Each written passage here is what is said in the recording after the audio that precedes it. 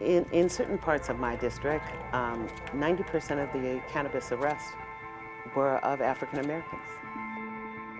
While white folks, nobody went there and arrested them. That's not acceptable. The goal is to create an equal playing field for those who have been most impacted by the war on drugs for years and years and years, to have a shot at not only obtaining a business, but sustaining a business. To not just have a job, but to have ownership that you can pass down to others for years to come.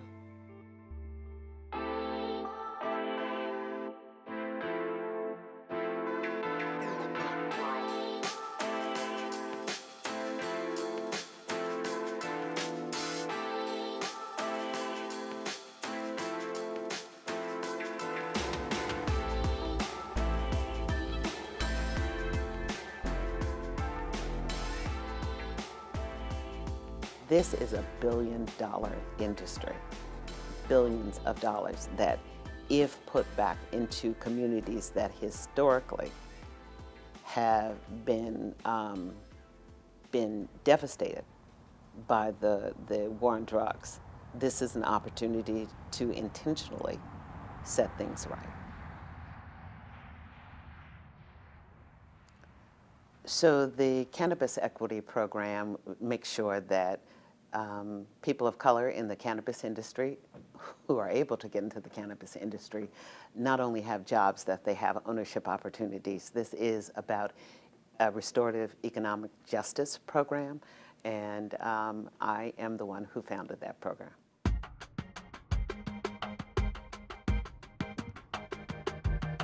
Okay, good morning.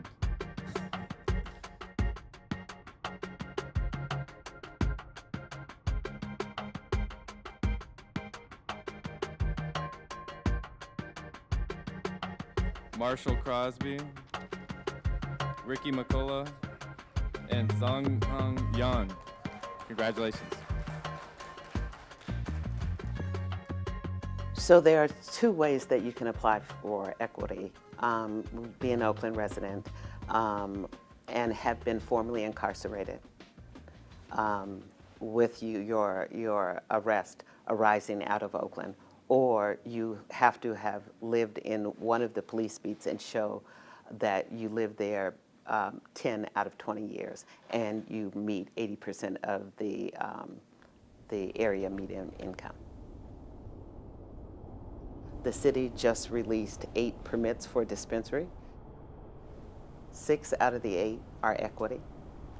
7 out of the 8 are Oakland residents. 90% of the employees will be from Oakland. 50% of the employees will be formerly incarcerated. 29% will do business with other equity businesses. So it's creating a pipeline for those businesses to arguably be successful.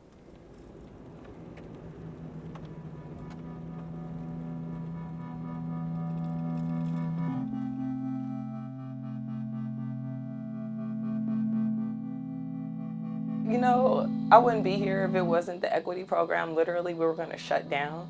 But thank God they created the equity program for people like me, because it gives me hope that something can happen. It gives me hope that I can do better with my community.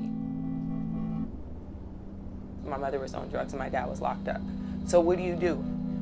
We are damaged as a community, you know, and it's just going to take a lot of healing, a lot of conversation. It's going to take a lot of work in the communities, people partnering up for us to make things right.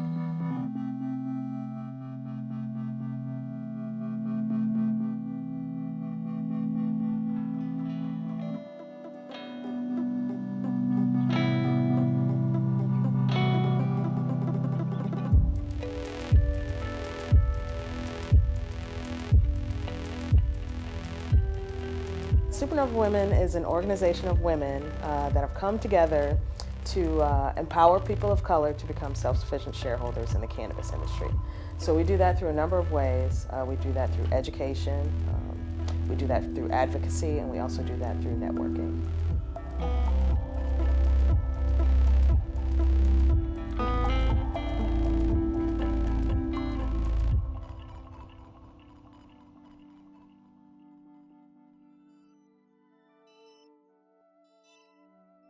let's see, I met Nina in February of 2015 at a cannabis business conference at a VIP party.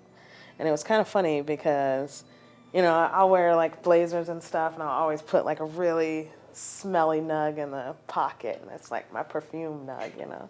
And she came over and introduced herself, and we started talking, and she handed me this card that said, "Hi, I'm Amber." And I was like, "I'm I too."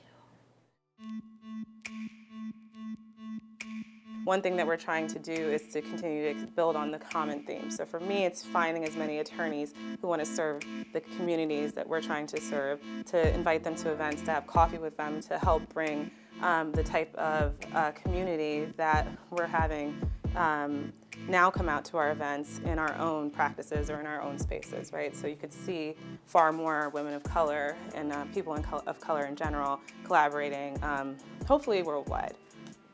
That's my dream, yeah. So I have an MBA, so my background is in finance. That also kind of helped me transition into understanding the broader cannabis industry as it was being built. California is definitely unique because we've had such a long-standing industry. Call it gray area, call it black market, call it what you will. It's existed for, you know, decades essentially. Now that we've opened this up to adult use and we've acknowledged that there is actual money to be made, there are for-profit companies. It's no longer this medicinal nonprofit model. The thing is, there are a lot of people who have that money to burn. You know, they just don't look like me. And a lot of them are coming from outside of California, and they can take $1 million hit year one because they're putting $10 million into it and they're here for the long haul. But that's just not the case for everyone. Neon pink containers. So part of what we started to do when we formed as an organization was talk to people about what was happening on their local level. The most important aspects of living in this area that you see throughout the equity programs that they're developing is this idea of trying to do something as opposed to nothing and taking an affirmative step towards reconciling a wrong.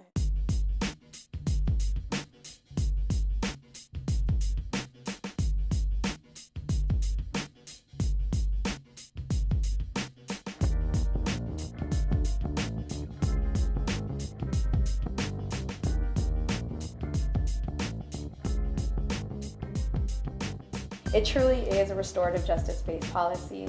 My family member, my brother, has 2 cannabis felonies, so that's how I found myself really advocating for mostly like the inclusion of people that have had cannabis felonies, because I was just like, they love weed. You know, teaching everyone how to be advocates, how to go to city council, how to have a unified voice to really get your points across has been critical and also a really rewarding experience because we've been able to get stuff done. You gotta be an activist. Show up and show out. There you go. Yeah. We don't come from a good old boys club and a good old boys network with a bunch of friends that are millionaires, you know, so we need a vehicle for financing. We need access to capital. And I'm hoping in the future that Supernova can be some sort of a vehicle to assist people in that realm.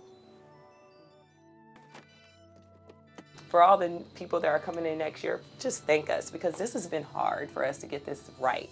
For me being a small business owner, it's very hard for me to navigate through this and get through this alone.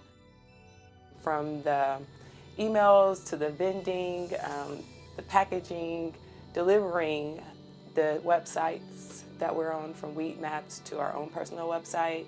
The future for us is just to grow, to educate more women, to bring more women in the business, and just, you know, to be a franchise. You know, I'm happy to be a woman to represent other women and to be a platform for other people to say, yes, I can do this. Yes, I want to be a part of this business. I was scared, but now I'm not scared. And that I can be a face of, okay, I came from the same kind of lifestyle you came from where, you know, I didn't have any parents, I didn't have anything, but I hustled hard and this is where I'm at. And if I can do it, you can do it.